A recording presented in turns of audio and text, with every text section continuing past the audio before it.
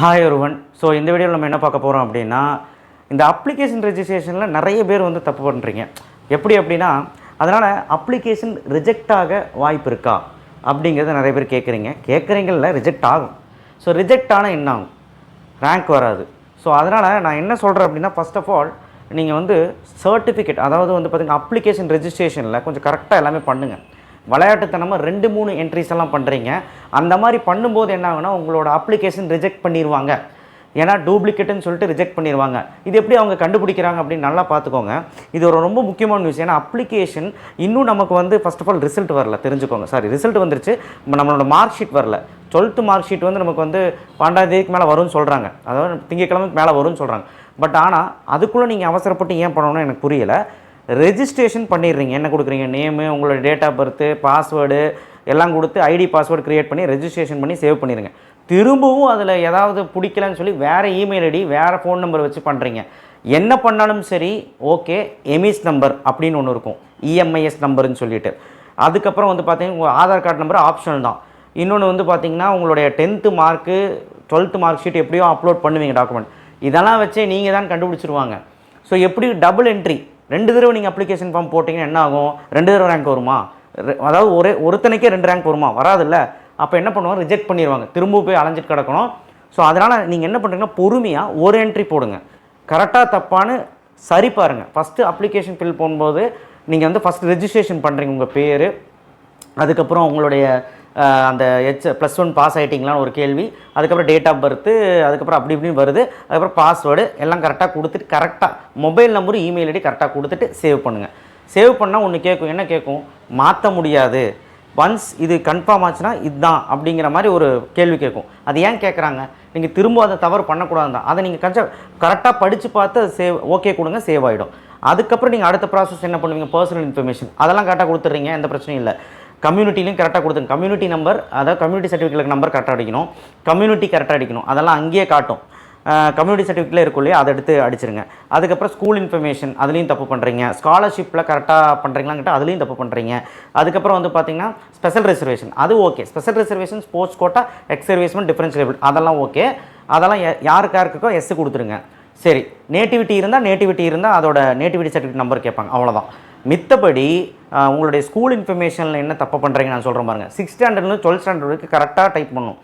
என்னன்னா மண்டலத்தை கரெக்டாக அடிக்காமல் அந்த ஸ்கூலே காட்ட மாட்டேது, அப்ளிகேஷனோட அடுத்த ப்ராசஸ்க்கு போக மாட்டேதுன்னு சொல்கிறீங்க. ஏன் போக மாட்டேதுன்னா, நீங்கள் ஸ்கூல் நேம் அங்கே சில பேருக்கு காட்ட மாட்டேது. சில பேர் ஸ்கூல் நேம் கரெக்டாக அடிச்சாரா, எல்லாம் கரெக்டாக அடிச்சாரா, நான் சேவ் பண்ணி அடுத்த பேஜுக்கு போகிறான்னா போக மாட்டேது அப்ளிகேஷன். காரணம் என்னென்னா, நீங்கள் மண்டலத்தை தப்பாக கொடுத்துருக்கலாம். உங்கள் ஸ்கூல் பேரை, ஏன்னா ஒரே ஸ்கூல் பேரில் நிறையா ஸ்கூல்ஸ் இருக்கும். இப்போ சென்ட் பால்ஸ் அப்படின்னு வச்சுக்கோங்களேன், நிறையா இருக்கும்.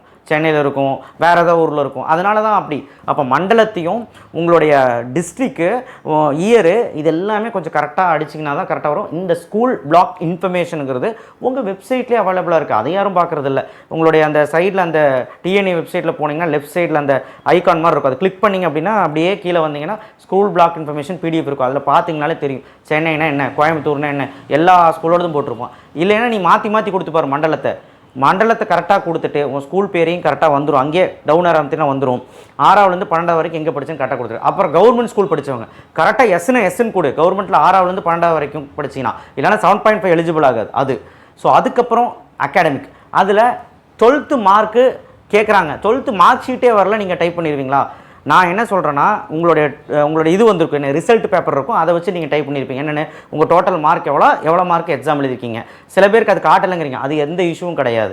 அதை டைப் பண்ண, அதாவது காட்டாமல் இருந்தால் விட்டுருங்க. காட்டிச்சுன்னா கரெக்டாக அந்த டோட்டலோட 600க்கு எவ்வளோ எடுத்துருக்கீங்க கரெக்டாக டைப் பண்ணுங்கள். அப்புறம் குரூப் கோடு, ஃபிசிக்ஸ், கெமிஸ்ட்ரி, கம்ப்யூட்டர் கரெக்டாக அடிங்கயா. அதெல்லாம் தப்பு அடிச்சிங்கன்னா உங்களுடைய அப்ளிகேஷன் ரிஜெக்ட் ஆக வாய்ப்பு இருக்குது.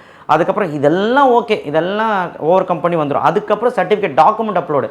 டாக்குமெண்ட் நல்லா கேட்டுக்கும். கம்யூனிட்டி சர்டிஃபிகேட் கண்டிப்பாக கேட்பேன், டிஜிட்டல் ஃபார்மேட்டில் தான் இருக்கணும். அப்புறம் உங்களுடைய டிசி, அதுக்கப்புறம் 10th mark sheet, 12th mark sheet.